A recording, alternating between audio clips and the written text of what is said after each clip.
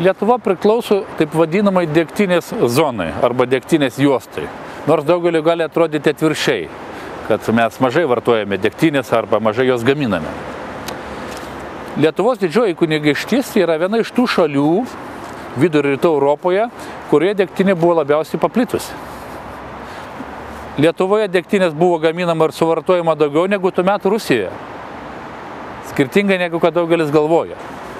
Yra pagrindo netgi teigti, kad degtinė, kuri vadinama dabar vodka, galėjo būti pradėta gaminti rytinėse Lietuvos didžiosios kunigaikštystės teritorijose 15 amžiaus paskutinėme ketvirtyje. Dėl ko taip galima teigti? Iš 16 amžiaus pradžios jau yra išlikę mokesčių sąrašai, vadinami karčiampinigiai. Ir ten yra parašyta, jog karčiampinigiai renkami taip pat ir už degtinės pardavinėjimą.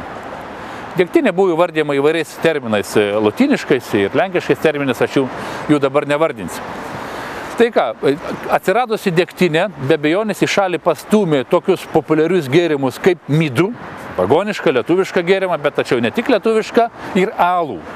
Maždaug 16 amžiaus pabaigoje, 17 amžiaus pirmoje pusėje degtinė šitos gėrimus dar labiau pastūmė į šoną ir štai jau 18 amžiaus eigoje, 18 amžiuje alus ir degtinė dominuoja masinėme alkoholio vartojime, midus yra vartojamas labai nedideliu mastu.